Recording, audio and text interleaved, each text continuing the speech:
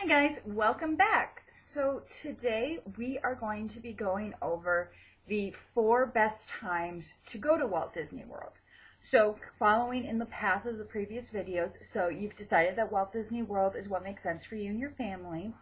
And then I made a good couple of videos that are really there for resources. So as you're getting an idea and you're starting to plan, it gives you a good idea of what's offered at each park, and also what the different resort options are and how you'll go about making a reservation on the website. So that's what all of the previous videos are for. And then this is about when to go. So we're going to go over the 4 best times to go if you're looking for low crowds. So they're not necessarily one is better than the other. A lot of this is going to be determined on what you can do and what makes sense for you and your family. Unfortunately, for a lot of people, you can take off when you can take off. This is the time you can do it. Sometimes you don't have a choice but to go during the busy time, and you will still have a wonderful trip.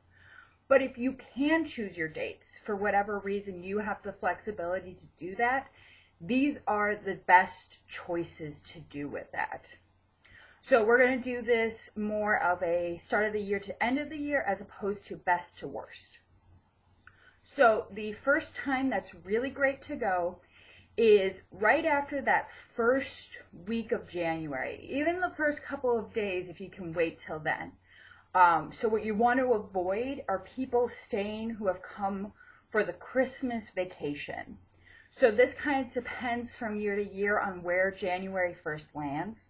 So if New Year's lands on a Friday, you don't want to be there until Monday, because that's when everybody's going to have left, because a lot of people are going to extend their vacation out a day or two and stay in the parks at the parks as long as possible. So if you, like I said, so if the first is on a Monday, then you can be good within a couple of days, but if it's on a Friday, you want to wait until that Monday or Tuesday of the next week. And so this is a great time to go. You do run into the marathon, which is a big couple day long event that Disney runs every year, where you have there's a 5K, a 10K, a half K, and a full marathon. And it makes it a little bit harder to make your hotel reservations because there are a lot of people there for the marathon. But in general, in terms of being in the parks, it's not bad. My first big trip that I took with my husband a couple of years ago, we were there marathon week. And there were a few hiccups. We had issues getting to Epcot one of the days because transportation was really bad. But it ended up not hurting us that much. We were able to get into the park. It was pretty low crowds, and in general, we had really low crowds the whole time we were there. We were able to use touring plans, which is this really wonderful resource. I'll tell you guys about it. It's a whole individual video that deserves a whole thing. But we were able to use our touring plans and walk on to like 10 rides in the first hour and a half at Magic Kingdom one day, because the crowds were really low. And so that was a really great time to go, and that's a great option for you if you can take that time. So it's normally about a few days after New Year's through till the end of January. It's pretty low crowds. Now, sometimes, depending on when Martin Luther King Jr. Day is, that'll be a bit more crowded because people will have off, but it won't be too bad. So that's a good month to go in general, especially right at the beginning of the month. The next best time to go is going to be about a week or so after spring breaks end. So this is really dependent on where Easter falls. But normally the last week or two of April, assuming Easter isn't super late for whatever reason, into the first couple of weeks of May is a great time to go as well. It's low crowds. The weather's a bit warmer than it's going to be in January, because when we went in January, it was so cold one day they actually closed the water park. So, and you're actually seeing that right now if you look at temperatures. It's cold enough that they've been canceling things because it does get cold there.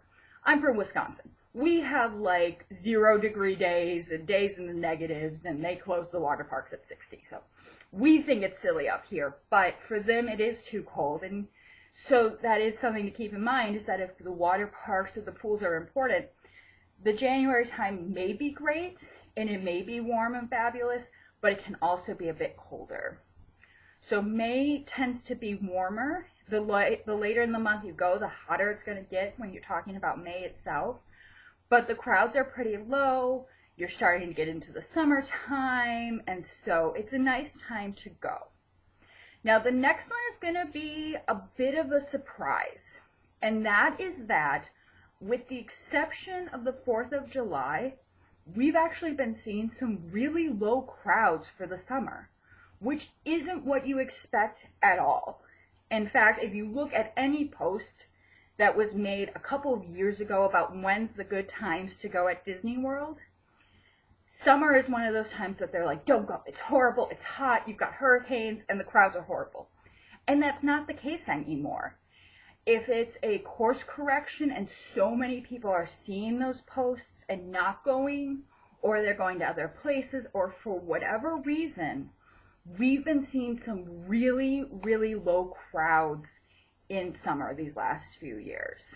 And it's been a noticeable thing for 2 or 3 years now. This wasn't an abnormality of last summer.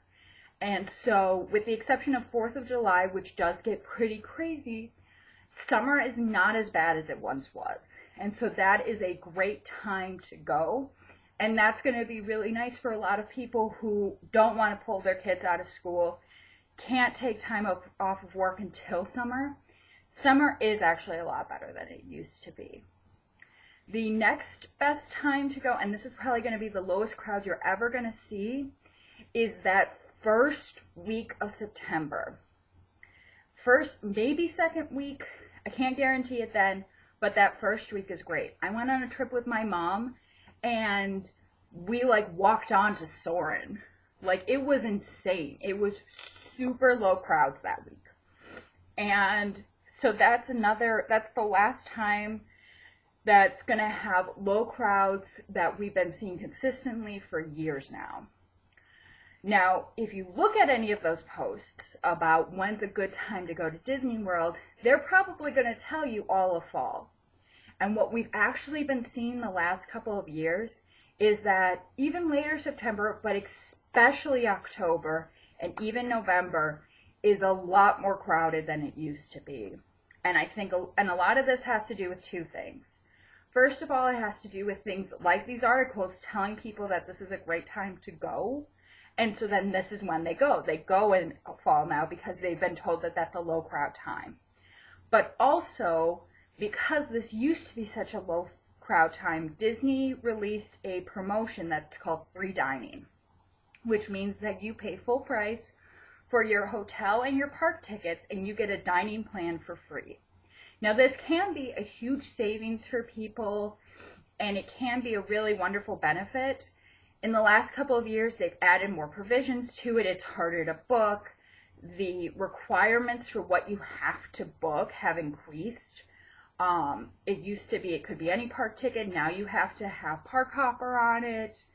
So there's things like that where it doesn't make it as good of a deal as it once was. But because people are so used to that idea of free dining is offered, and the crowds aren't as high, and you've got the Food and Wine Festival at Epcot, that time is actually becoming one of the busiest at Disney World. And so that's really not something that I recommend doing. It's not going to be horrible.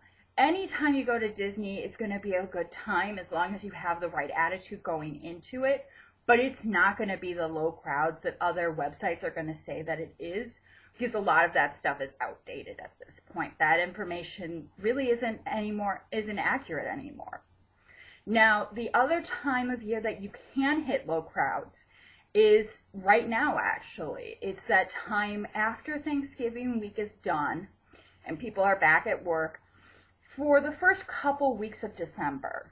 And so this tends to be a pretty good time. It does vary a little bit from year to year, but at least this year, we haven't seen enough data to say if this has been a good time to go. But in the past, this time in between Thanksgiving and Christmas is a good time. In general, with the exception of the weirdness of summer now being a lower crowd time, your best bets are going to be the times that are going to be most inconvenient for families to go. So when you think about it, parents don't want to pull their kids out of school within that first week. They don't want to pull their kids out right after Thanksgiving vacation before Christmas. They don't want to pull them out after spring break before the school year ends. They also don't want to pull them out right after Christmas break.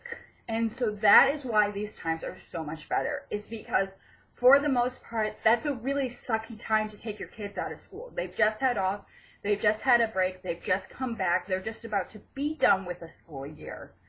And to take them out at that point doesn't have a ton of logic to it. And I'm certainly not going to tell you what to do with your kids in terms of education and pulling them out of school to take them to Disney World. That is an individual family choice situation. But when you're looking at it in terms of when is it going to be less crowded, the best times are going to be the most inconvenient for you. And that's because it's the most inconvenient for everybody. So nobody wants to do it, so nobody does. And so that's why if you have younger kids, if you have kids who aren't in school yet, it's a great time to take them. Because you don't care about the school schedule, your kids aren't in school yet. Or if they're older, or if you're a college student looking to make a trip. We went in January because for college, we had off for most of the month of January. And so it was a perfect time for us. It was right in the middle of our break. And so that's why we went then. And we went for our honeymoon at the end of May, which wasn't bad. It was probably a bit more crowded than earlier in the month. But we didn't have super long waits. And like I said, Touring Plans is such a great resource that we didn't have a problem going in late May, aside from the fact that it was really hot a few days. And so that meant that we were able to enjoy our time and all of that great stuff. And it was after my husband's semester was done at school. And so that worked well for us. But that is going to be your best bets. So again, it's going to be that very early time period in January, late April to early May, summer, and then that very first week in September. And then sometimes after Thanksgiving to about 2 weeks into December. So really it's 5 times, but that last one is a little bit more hit and miss. We are seeing more people traveling at that point, and you do have to deal with schools that are year-round where they have off for the entire month of December. So that's why that one can be a little bit more touchy. So that is everything for this video. So I hope you guys are all doing really well, and I'm wishing you all a super magical day, and I will see you soon. Thanks. Bye.